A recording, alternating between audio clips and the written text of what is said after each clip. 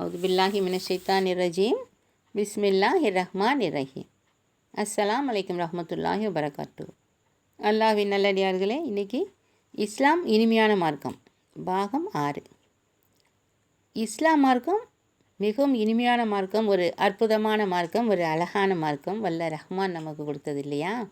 இறைவன் ரப்புல் ஆலமீன் மிகவும் கருணையாளன், அன்பாளன், அருளாளன், வணக்கத்திற்குரியவன், கண்ணியத்திற்குரியவன், போற்றுதலுக்குரியவன். எல்லா புகழும் அவனுக்கே சொந்தம். இன்றைக்கி இப்ராஹிம் அலைஹிஸ்ஸலாம், இப்ராஹிம் நபி இருந்தாங்கல்ல, இப்ராஹிம் அலைஹிஸ்ஸலாம் அவங்களுடைய வாழ்க்கையில் நடந்த ஒரு சின்ன பகுதியை பார்க்கலாம். இப்ராஹிம் அலைஹிஸ்ஸலாம் சிலை வணக்கம் கூடாது அப்படின்னு சொல்லி எல்லா மக்கள்கிட்டையும் சொல்லிகிட்டு இருந்தாங்க. அந்த போதனை பண்ணிக்கிட்டு இருந்தாங்க. அப்போ அந்த ஊரில் நிறைய சிலை வணக்கம் தான் பண்ணிகிட்டு இருந்தாங்க. அப்போ ஒரு நாள் என்ன பண்ணாங்க, அந்த சிலையெல்லாம் வச்சு சின்ன சின்ன குட்டி குட்டி சிலையாக வச்சு ஒரு நடுவால் ஒரு பெரிய சிலையை செஞ்சு வச்சு அந்த ஊர் மக்கள்லாம் அதை திருவிழா மாதிரி கொண்டாடிட்டு இருப்பாங்க. அதை பார்க்குறாங்க இப்ராஹிம் அலைஹிஸ்ஸலாம். அவங்களுக்கு ரொம்ப வருத்தமாயிடுது. என்ன இவங்க சிலை வணக்கம் நம்ம செய்யக்கூடாதுங்கிறோம், சொன்னாலும் கேட்க மாட்டாமல் இந்த மாதிரி பண்ணிகிட்டு இருக்காங்களே அப்படின்னு சொல்லி அதையெல்லாம் அந்த திருவிழா மாதிரி கொண்டாடிட்டு எல்லோரும் போயிடுறாங்க. அந்த சிலையெல்லாம் அந்த இடத்துல அப்படி இருக்குது, வச்ச இடத்துலையே. இப்ராஹிம் அலைஹிஸ்ஸலாம் என்ன செய்கிறாங்க, போய் அதை ஒரு கோடாரி எடுத்துகிட்டு போய் அந்த சின்ன சிலையை பூரா உடச்சி போட்டுறாங்க. உடச்சி போட்டு அந்த நடுவால் ஒரு பெரிய சிலை இருந்துச்சு இல்லையா, அது கையில் அந்த பெரிய கோடாரியை பிடிக்கிற மாதிரி வச்சுக்கிற மாதிரி வச்சுட்டு வந்துட்டாங்க.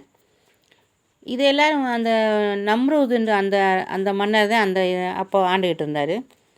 அப்போ அவர்கிட்ட போய் சொல்கிறாங்க எல்லோரும், இந்த மாதிரி சிலையெல்லாம் உடஞ்சி கிடக்கு, ஒரே ஒரு சிலை மட்டும்தான் இருக்குது, சின்ன சின்ன குட்டி சிலையெல்லாம் உடைச்சிருக்காங்க யாரோ, அந்த குட்டி தெய்வங்களெல்லாம் யாரோ உடைச்சிட்டாங்க, பெரிய தெய்வம் மட்டும்தான் இருக்குது அப்படிங்கிற மாதிரி சொல்கிறாங்க. என்னடா சொல்கிறீங்க, யார் அதை செஞ்சது அப்படின்னு. யார் செஞ்சுருப்பா, அந்த இப்ராஹிம் அவர் தான் செஞ்சுருப்பார், அவருக்கு தான் இது பிடிக்காது, அவர் தான் பண்ணியிருப்பார் அப்படின்னு சொன்னோன்னா கூட்டுவாங்க அப்படின்னு சொல்கிறேன் அந்த ராஜா.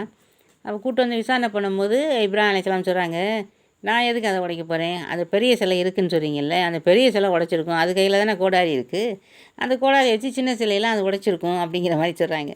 சொன்னோடனே அவன் நம்புறது மன்னனுக்கு கோவம் வருது. என்ன சிலை எப்படி உடைக்கும், சிலை எப்படி பேசும் அப்படின்னு. அப்போ சிலை உடைக்காது, பேசாது, ஒன்றுமே செய்யாது. அப்போ அது எப்படி உங்களுக்கு அதை போய் கடவுள்னு சொல்கிறீங்க, நீங்கள் அதை தான் வணங்கணும், அதுதான் இறைவன் நமக்கு அப்படின்னு சொல்கிறீங்களே, அது எப்படி அப்படின்னு கேட்குறாங்க.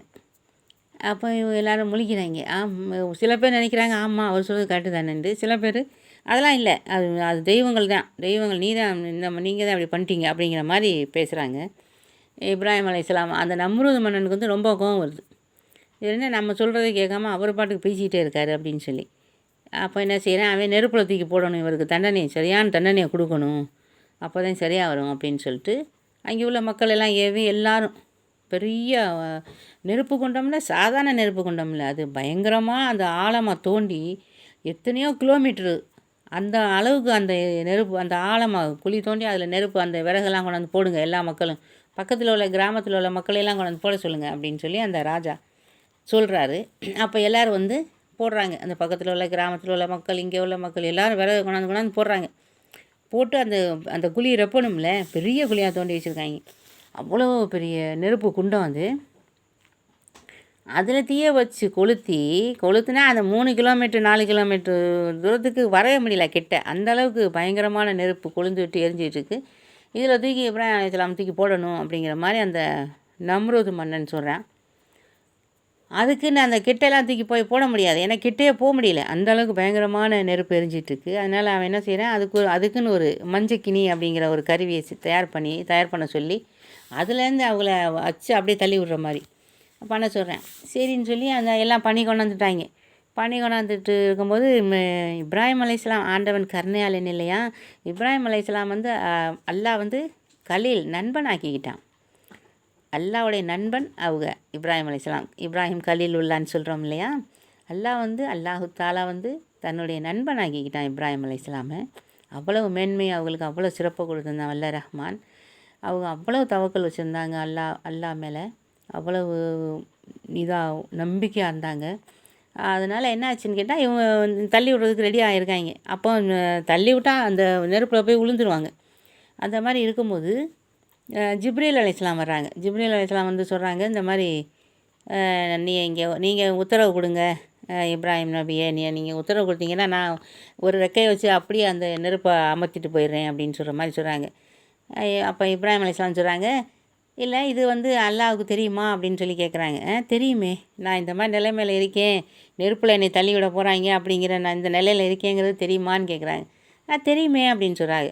அப்புறம் என்ன, அவன் பார்த்துக்கிடுவான், அவனுக்கு தெரியாது என்ன இருக்குது, அவன் பார்த்துக்கிடுவான். நீங்களும் அவங்களால் ஆண்டவனால் படைக்கப்பட்ட ஒரு மலக்கு, நானும் ஆண்டவனால் படைக்கப்பட்ட மனுஷன், அதனால் அல்லாஹ் தாலா பார்த்துக்கிடுவான். அப்போ அந்த நேரத்துலையும் வந்து அல்லாஹ் மேலே எவ்வளோ நம்பிக்கை வச்சுருக்காங்கன்னு பாருங்கள். அதனால் அப்படி சொல்லிட்டாங்க. சொன்னோன்னே இப்ராஹிம் அலைஹிஸ்ஸலாம் போயிட்டாங்க. அப்போ இதை பார்க்குறேன், ரப்புல் ஆலமீன் நம்ம மேலே எவ்வளவு ஒரு அசைக்க முடியாத நம்பிக்கை வச்சுருக்காங்க அப்படின்னு சொல்லிட்டு, நம்ம அடியான் வந்து எவ்வளவு ஒரு தீர்க்கமான ஒரு நம்பிக்கை வச்சுருக்காங்கன்னு சொல்லி அந்த நெருப்புக்கு கட்டளையிடுறான் வல்ல ரஹ்மான்.